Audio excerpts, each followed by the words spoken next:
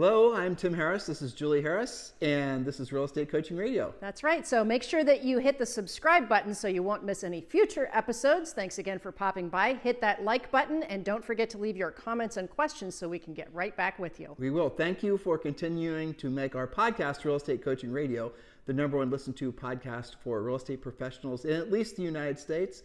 And let us know what you think about this video. Leave your comments below. Thank you.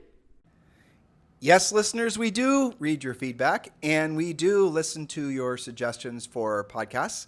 And you can find us on Instagram at Tim and Julie Harris, and that's where we receive a lot of messages. Or you can text me directly at 512-758-0206. And one of the things that I think we received a request about scheduling and just people wanting to know how they can get more from their day. A lot of misconceptions about the word time management, just, weird things like that. But what we're going to do today is we're going to share with you guys the schedule or scheduling ideas. But really, it is going to start out with a mindset about the reality of how you allocate your time. And so this is Mission Critical Daily Success Schedule and your daily minimum standards. Yes, so we know you got into real estate, so nobody could tell you what to do, how to do it, or when to do it. We probably did too if we look back. I think we did. I know. So you wanted freedom, of course. This is why most agents resist any type of disciplined schedule, yet it is the very thing that will help you achieve financial freedom faster. So here's a fact. You must come to terms with this truth. In business and in life, you must actually do the things you don't want to do when you don't want to do them at the highest level so that you can someday do the things that you do want to do when you want to do them at the highest level. And if you want that faster, it's time to embrace at least some level of schedule discipline. Well, it's the entrepreneurial myth, right? So the entrepreneurial myth is when you get into starting your own business, obviously in all of your cases, real estate. You're going to be able to have no boss. Oh, finally, no one's going to tell me what to do. You're going to have no schedule. I can do what I want to do when I want to do it. Yep. And then the third myth is then miraculously the money's just going to start falling from the money tree, right? That's where the problem starts. That's where the problems are. And there's in this hustle culture and all these other types of things that are in the zeitgeist. That is really where, you have time freedom. You don't have to put up your boss anymore. And there's nobody that's restricting how much money you're going to make anymore. These are the types of beliefs that people have. But what if the exact opposite was true? Because in a lot of ways it is. As soon as you get away from having a disciplined, minimum standards-based work day, you're actually never going to create financial freedom. So I got good news for you. If you're listening, you've actually already accomplished two things. Number one, you don't have a boss except yourself. Number two, you probably don't have a schedule. Okay, so for your three... Check and check. Right. Yeah. Well, what you don't have is financial freedom. And if you want financial freedom, you're going to have to go back and revisit how important those first two things were to you. Very well put. So point number one, your schedule is not a prison. Set up your day so that it's what you want. Set up your day so that it ends better than it began. What would it look like for you to make that happen? If you're not controlling your time, someone or something else always will. So how do you get into control? Well, write down what 3 things are mission critical for your day to be a success. Do that every day. Now, if you're not sure, always ask yourself if what you're doing leads directly to a transaction or not. The things that make you money in real estate are, as our coaching clients have memorized, proactive lead generation, furiously fast lead follow-up, assuming that you didn't answer the phone in the first place. Don't let things sit in your voicemail. Well, frankly, furiously fast lead follow-up is necessary if, pre-qualification, right? Yes, that's right. Pre-qualifying, presenting, that's listing presentation, and now the ever-important buyer presentation we've talked about, negotiating and closing. These are the things that you need to lead with. These are mission-critical, dollar-productive things. So I wrote down an example of that. Well, read your example, and then let's kind of make this more practical. That's right? what we're driving towards. Okay, Good. So for example, 3 mission-critical things for today might be finish negotiating the home inspection on your listing. Make at least 5 new contacts or 1 new appointment, whichever happens first, and have a buyer presentation with your most qualified buyer prospect. Your day would indeed end better than it started, wouldn't it? So let's start out with understanding what Julie just said is, it goes proactive lead generation, pre-qualifying, presenting, negotiating, closing. And then obviously when you were pre-qualifying, if you didn't set the appointment, then you have to do lead follow-up. But here's the thing I want you guys to understand. A lot of the time you are feeling confused and this sort of dis-ease that follows you around all the time because you never feel like you got enough accomplished every day. So there's all kinds of mindset things, and we talked about on this podcast. But really, I will give you a relief valve for all of that. There are 3 to 5 things, and Julie just rattled off the things from a real estate transaction that are really important. But if you want to really personalize this, there are 3 to 5 things that if you do those 3 to 5 things at the highest level every single day, the cumulative effect of having done those 3 to 5 things at a high level, they will pay off in more meaningful ways than you can possibly imagine. So, for example, again, this is not all about making money, but our podcast is obviously about making money. But when I'm giving you guys a more holistic approach to having a sense of accomplishment every day, it does usually come down to 3 to 5 things. Working out would be something. If it's just a 15-minute walk, at the end of the day, guys, if you have done something that essentially exercise form where you were out there doing something, making your body healthy and the rest of it, at the end of the day, don't you feel proud of yourself for having done it? Of course.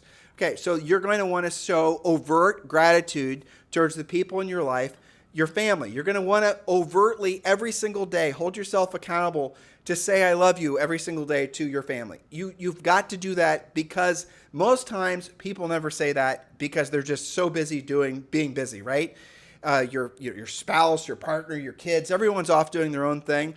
You need to become the person that's always going to be remembered for having shown overt appreciation, because the long-term accumulative effect of having done that is you change the familial DNA, right? Everyone now in your family is remembering and knowing that they too have to act that way, and you do change the context of your relationship completely.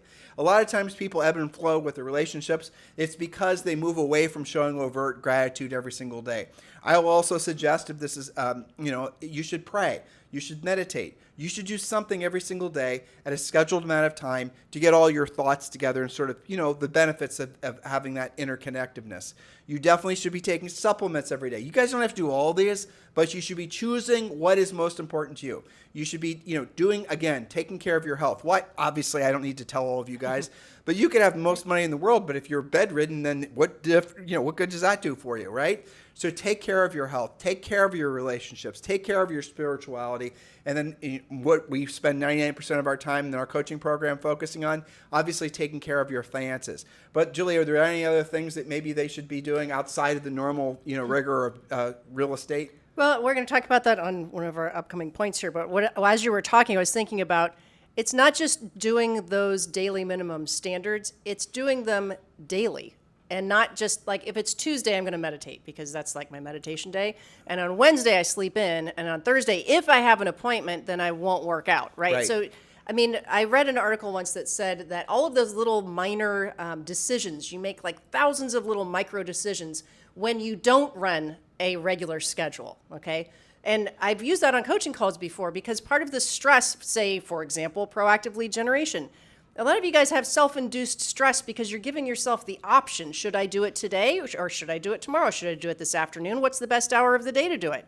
How about you just do it? It's easier. That's where I'm going with this. If you guys really think about, like, when you start making these endless lists of things to do and the rest of it, you're always going to have lists of things to do. You're always going to have a ton of crap that you should be doing, delegating, or ditching forever and ever and ever. It's life. Okay, but what you should always also be doing is making sure you're holding yourself accountable to the 3 to 5 things that over time, the accumulation effect of those things, it can completely change and rewire your life. And so now we're going to make this practical again.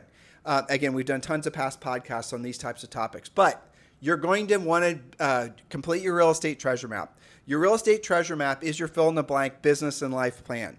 When you complete the real estate treasure map, I'll tell you what the output is. What the goal is to know what your real estate magic number is. And that's the number of listings you need to meet or exceed your financial goals and obligations. And I want you to expand your thinking so that you guys are understanding the importance of having a schedule. Because if, Julie and I are just like you, we didn't want to have a schedule. We still don't want to have a schedule. True. But we've not given in to our internal lazy person, and we've kept to having a schedule for so long that we are not just giving you the academic benefit of having done what we didn't want to do, and we didn't want to do it at the highest level for a long period of time. We're actually living it. So it's not just words, they're actual experiences, and we're trying to convey that to all of you, right? So really, the cumulative effect of being disciplined about doing these things, and the hack basically is to schedule them at the same time every single day. And when you do that, at the end of the day, if you're feeling all this sort of unbridled nervousness and your mind is darting around everywhere, and that is a voluntary state that comes from not actually having accomplished at the end of the day the 3 to 5 things. Now, the real estate treasure map is going to tell you exactly how many listings you need to meet or exceed your financial goals. So if you had 5 listings at all times and your average sale price is $1 million, and every time one of those listings sell, you make $25,000 or $30,000. If you only had 2 of those listings sell per month, you're making $600,000 a year. That's how simple real estate actually should be. Now, your goal is to actually then make the desired number of contacts that matches or is commensurate with the number of listings you need at all times to meet or exceed your financial goals. So one of the minimum standards you should have, which Julie just said, is if your real estate treasure map dictates, like when Julie and I sold real estate, we needed like 30 listings at all times to meet or exceed our financial goals. We weren't blessed with an average sale price of $1 million, right? So we actually had to have a lot more active listings. And when we were selling real estate, it was something to celebrate if your listing sold in 6 months. That's right. I know. It's mind-boggling for some of you. Right. So that's called a normal market or even a buyer's market. Mm-hmm. Now, what you're not experiencing anything near that, but your magic number for most of you, because your average sale price is $400,000, is probably 7, 8 listings at all times, maybe 3 or 4 listings at all times. Mm-hmm. Every single one of you can build that that amount of inventory. You just have to have the skill set to go about it. But when you do, you need to incorporate into your daily minimum standards the number of proactive lead generation contacts that matches the real estate magic number. So if you have 10, that means you need to be making 10 contacts a day. If your magic number is 5, you need to be making 5 contacts a day. Even after you have 10 active listings or 5 active listings, you need to keep doing the work because they're going to sell. Because the accumulative effect of doing the work is going to make you rich. Lather, rinse, repeat, right? So that brings us to point number 2, again, of your mission critical success schedule. You just touched on this. Know what your ratio of responsibility versus reward is. So what does that mean? What are you going to do and what are you going to get? If you know that every time you speak to 10 expired sellers, you will set at least 1 new listing appointment, well, that's a great reward for the work. That is a ratio of responsibility versus reward. If every time you have a great open house, you pick up at least 2 new clients, that's also a great ratio of responsibility versus reward. Spend more time doing the things that have the best payoff versus being speculative with your time and your money. Okay, so I love that. So what that essentially is where you're deciding to put your effort should be what's going to result in you making money the fastest. So for example, if you cannot do any marketing and branding exercise that you know for sure is going to put money in your pocket the next 60 to 90 days, we are advocates of marketing and branding and all of that, but you've got to do it in the right order. Proactive lead generation, passive lead generation. Do the proactive lead generation, and the passive lead generation supports the proactive lead generation. So get it right in your heads. So if you're having to decide if you need to make money now, which I'm guessing you do, and you're wanting to know how to generate the most amount of money in the next 60 to 90 days, how are you going to do it, dear listener? You're not probably going to spend a lot of time working on your brand or working on your TikTok. You're going to spend time actually putting yourself in front of people that ideally have to list their homes. Aren't you? You already know that's the activity. Now learn how to do it. And that is going to make it so that your life becomes much simpler as you have fewer things to think about. You will naturally gravitate towards the things that are going to get you the most benefit the quickest. Which brings us to point number 3, which is kind of a mindset point, playing right into that. What would happen if you didn't avoid the things that you should be doing for the next year, the next month, the next week? What about today? Who would you be? How would your business be different? Whatever you're resisting will persist if you don't conquer it. The things that agents avoid the most are always the same things that lead to business. So stop avoiding your own success. So that point, again, I love your points today, Julie. It's so profound because if you were to write down, and we've done this before, if you were to ask yourself right now, listener, what are the things that you want to do the least that no matter how effective Julie and I are at being your coach, that you'll just never do. You might act like you're going to do it, but you're actually never going to do it, right? You're never actually going to do it. What are those things? I know what you're writing down or what you're thinking. Now, I want you to realize that all the things that you're thinking or writing down are what's interesting about them. Those are the things that are going to you're going to be helping the most people and making the most amount of money in the shortest period of time. Or being more concise, the things that you're avoiding doing are the same things that are going to financially reward you the fastest. And yet those are the things you choose not to do. Why? Because they require something that you have built up in your head called rejection. Because your rejection from, essentially someone saying no to you and all the rest of it. Now, here's the interesting mindset point that I will say. It sounds convoluted, but I think personally when I originally learned this, I thought it was very elegant, okay? So whatever you resist persists, right? You said that. Yep. So if you are fearful of being rejected, what happens as a result of you being rejected? Your feelings are hurt and you make no money and you help nobody, right? So if you're fearful of rejection because you're afraid of those three outputs, then what you're going to do is obviously you're not going to want to experience any of those bad things. So you're not going to put yourself in a position where you could be rejected. Sound familiar, dear listener? But what do you actually manifest as a result of not moving past your fear of rejection? The same result. So if you don't actually put yourself in a position to help people and make money because you've never learned what to say or how to say it, you actually haven't learned how to be the best version of you as a real estate practitioner, then what happens? You fail. In essence, the market rejects you. So what you're trying to avoid is what you actually create. So whatever you're trying to avoid in your life is actually what you create. It's unbelievable when you realize how that's true, not just with making money and helping people in real estate, but in all aspects of your life. It is liberating when you realize that the amount of work that you actually have to put into life is less than when you do what you don't want to do when you don't want to do at the highest level than if you avoid doing what you don't want to do when you don't want to do at the highest level. Why? Because you don't carry around the burden of the what ifs. What if I'd made the call? What if I'd stopped the for sale by owner? What if I'd asked the extra question? What if? When you actually are being the best version of yourself as a real estate practitioner, it's liberating. It's less work because here's the miracle of miracles. You're going to have the same conversations over and over again. And after you have the conversations enough times, you're going to realize that people always say the same thing basically at the same time, And sometimes you're going to get yeses. And you're going to get yeses. And then what happens is you push yourself through the fear. Now, hopefully I've explained that succinctly enough that you can understand that whatever you're trying to resist is what you're going to continue to manifest in your life. It'll always be there. And it is more work, it is more of a burden allowing those things to continue to be part of who you are than just releasing them and finally doing what you don't want to do when you don't want to do at the highest level. Exactly. Very well put. Number 4. If we haven't convinced you yet, to have some discipline of your schedule. It's not healthy to not have a routine. Don't mess with your circadian routine. Studies have shown that having a schedule actually stabilizes your nervous system, quite literally. Think about how puppies and kids are when they have a schedule versus when they don't. Have daily minimum standards that you follow the same way every workday. And if you want more proof of the whole circadian rhythm thing, all you have to do is travel to a different time zone, see how you feel. You're messing with your routine, right? So daily standards of routine. You have your start and wake times the same every day. You talked about showing gratitude to your loved ones before you start your business day. 100% lead follow-up complete every day, no matter what type of lead it is or how they appeared in your life. Don't have different rules for different leads. Minimum number of contacts daily that are at least equal to the number of listings you need at all times as determined by your real estate treasure map. And of course, we talked about regular exercise, ideally around other people where you can talk about real estate with them.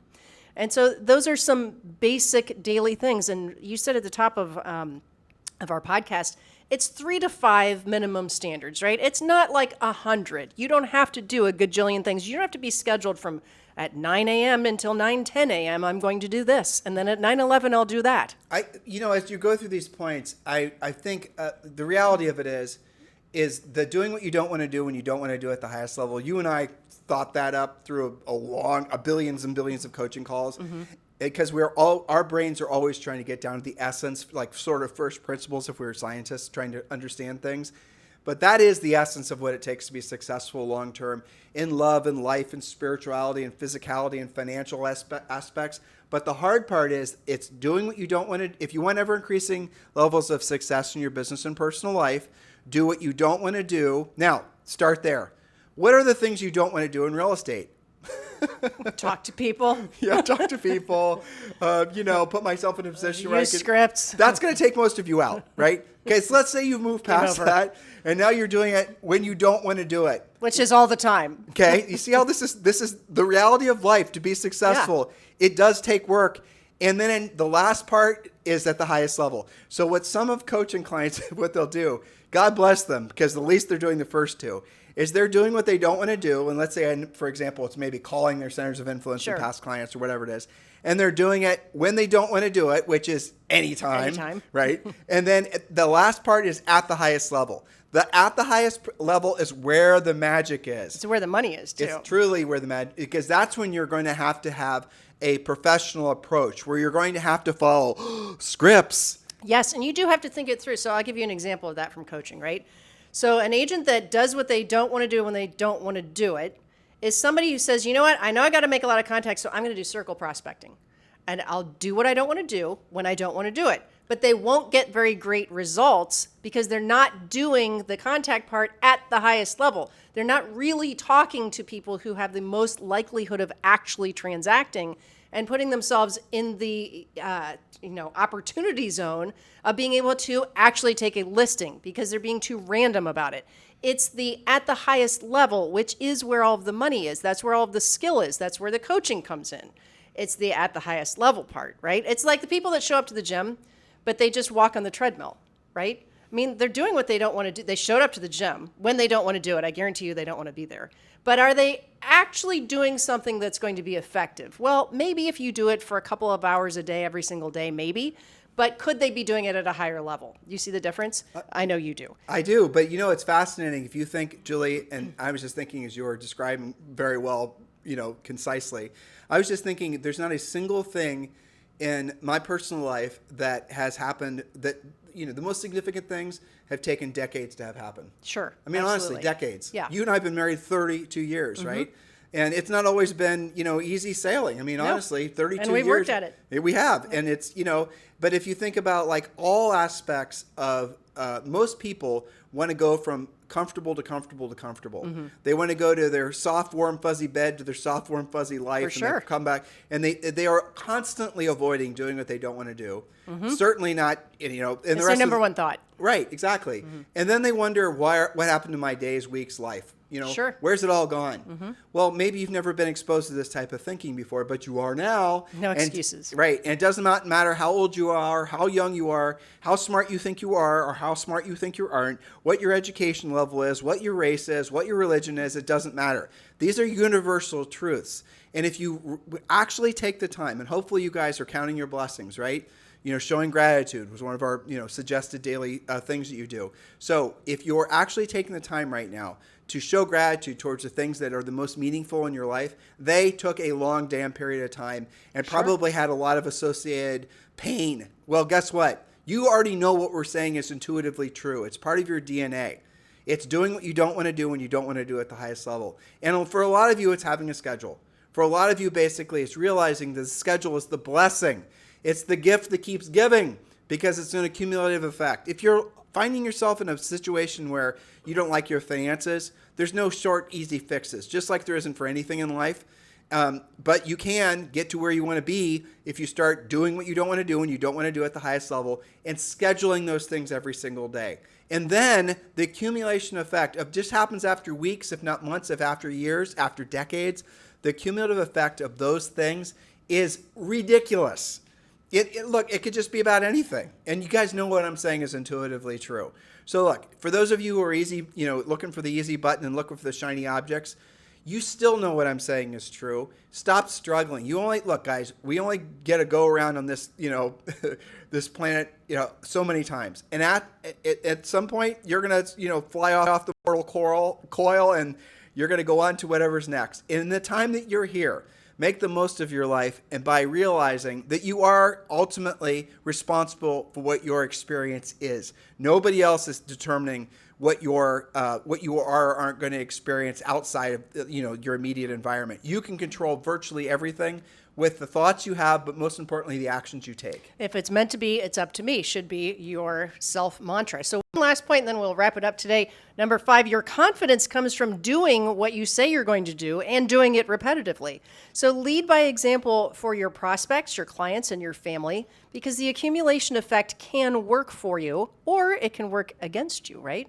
So you have a choice to make, but I like if it's meant to be, it's up to me. Well, let's make that really practical, right? Sure. So the accumulation effect, I'll just make it super simple, of working out every single day, or I'll even make it easier, of saving 10% of every dime you make over time. We knew somebody, Jim Duvall. Okay, so Jim Duvall was one of the first billionaires that Julie and I got to know, and this was a long time ago, through Howard Brinton. Yep. And Jim Duvall, I remember having a call with Jim, and I was asking him, because you guys like stories. So Jim Duvall he got his start originally by buying and selling farmland. I forget what state, Missouri maybe? Somewhere in the Midwest, yeah. Yeah, and so him and his wife would buy and sell farmland primarily. And then they made so much money that they always lived very humble lives, but they would reinvest the money that they would make. And by the time I got to know him, he was, I think, in his 60s or his 70s. And he had accumulated so many strange and wonderful things. He owned like part of the Florida Marlins baseball team. He was telling me about this massive like forest of walnut trees up in Canada. He owned a gas line that was coming out of Canada. Very diverse. All these crazy things, super nice guy, sweetheart. So yeah, I was asking him, well, how'd you get your start? Like, right? I'm in my 20s. I'm asking this billionaire. Like, I'm thinking, well, he must have had a really good investment. Maybe he invested in crypto or something like that. And he said exactly what I had already told you guys. He and Marianne invested 10% of every dime that they earned, and they just reinvested it, and they always made sure they were living way below their means and constantly reinvesting. And then when those assets that they bought, maybe they were multifamilies, when those were producing profit, they didn't spend or live off that profit, that they then used that money to reinvest. And they kept on doing it over and over time. Consistently, I think, is your point in telling the story. It wasn't like one big event happened and then all of a sudden they were wealthy, right? Right, but that's the accumulation effect in a positive way. Now, he did what he didn't want to do, and he didn't want to do it at the highest level over a long period of time. Now, let's look at the other way. What if you eat a dozen donuts a day? Right? What's accumulative? That's a negative accumulation effect, right? It's going to destroy your health. It's going to destroy all aspects of your life. So you can actually have positive momentum, and the accumulation effect will work to benefit you, or negative momentum, and the accumulation effect will work against you. And a lot of you have both going on. So you're going to have to make a decision what it is that's working for you, that's helping you move towards the person you actually ultimately were designed to be, or the things that you're doing that are actually tearing that potential away out of your grasp, along with, all the benefit you could be making to your friends, your family members, your community. Well, you want to be able to say, thank you, past Tim, for having your act together 30, 60, 90 days ago, a year ago, 5 years ago, 10 years ago. 30 years ago. 30 years ago. Some of you guys don't have a closing today because you can look back in time and see, if you look at your calendar, if I look at your planner, if you're using one, because remember, we're talking about a schedule today. If we look back, maybe it's because you weren't being proactive 30 days ago, 45 days ago. Maybe it's because you haven't had a single call to a past client in your database this entire year.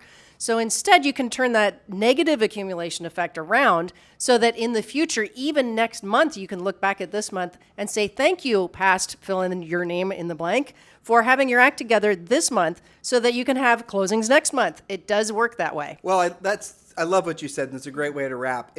If you don't like the man or woman in the mirror, you can change it, but understand the existence that you have today, the clothes you're wearing, what every aspect of your life is a direct reflection of decisions that the past version of you made.